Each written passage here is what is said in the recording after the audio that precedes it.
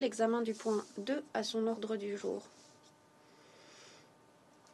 La parole est au sous-secrétaire général, M. Khaled Khiari. Merci, Monsieur le Président.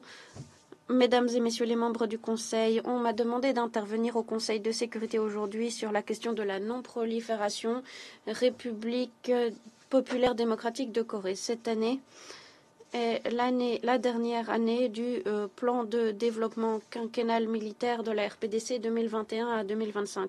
Tout au long de 2024 et début 2025, la RPDC a poursuivi le lancement de tirs de missiles balistiques, y compris le tir d'un missile balistique intercontinental Hwasong-19 en octobre de l'année dernière et le tir d'un missile balistique hypersonique à portée intermédiaire en janvier de cette année.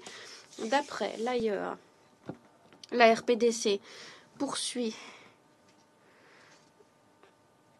de faire état d'installations d'enrichissement d'uranium non déclarées localisées à Yongbyon et Kansong. Tous ces événements s'accompagnent de déclarations répétant la volonté de la RPDC de poursuivre le développement des capacités nucléaires et des capacités de missiles balistiques, y compris les capacités d'ogives nucléaires tactiques, de satellites militaires de reconnaissance et la construction d'un sous-marin stratégique à propulsion nucléaire. La RPDC poursuit donc son programme nucléaire et de missiles balistiques en violation des résolutions pertinentes du Conseil de sécurité et continue d'hypothéquer le système de non-prolifération et de désarmement ainsi que le TNP qui sous-tend ce système. À ce moment critique, il est aujourd'hui plus important que jamais de continuer d'insister sur la nécessité urgente de réduire les risques nucléaires, d'éviter l'utilisation d'armes nucléaires et d'en garantir leur élimination totale. Nous continuons d'appeler la RPDC à se conformer à ses obligations internationales, y compris le TNP et les garanties de l'AIEA. Et nous l'appelons à signer et à ratifier le TICE, le groupe d'experts établi en vertu de la résolution 1874 du Conseil de sécurité, à accompagner les efforts de supervision de mise en œuvre des résolutions établies en réponse au programme d'armement nucléaire et de missiles balistiques de la RPDC. Du 12 juin 2009 jusqu'au 30 avril 2024, le groupe d'experts a collecté et analysé des informations provenant des États membres, des organes pertinents des Nations Unies et d'autres parties intéressées au sujet de la mise en œuvre et la non-conformité des résolutions pertinentes et a fait des recommandations. Le groupe d'experts a publié 2 rapports par an. Son dernier rapport a été publié le 20 mars 2024, il y a plus d'1 an donc.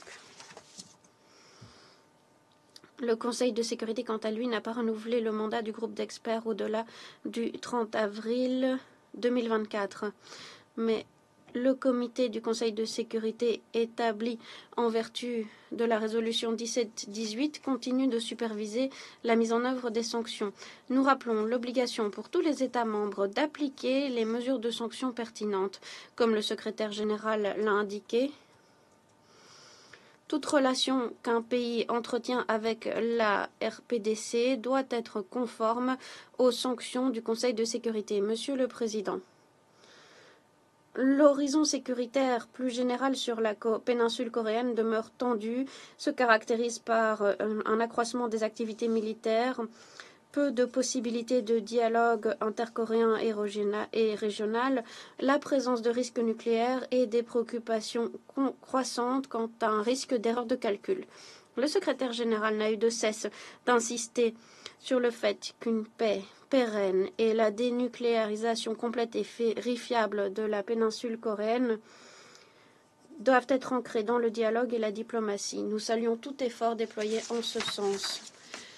Monsieur le Président, sur une note plus distincte, le Conseil doit demeurer attentif à la situation humanitaire en RPDC.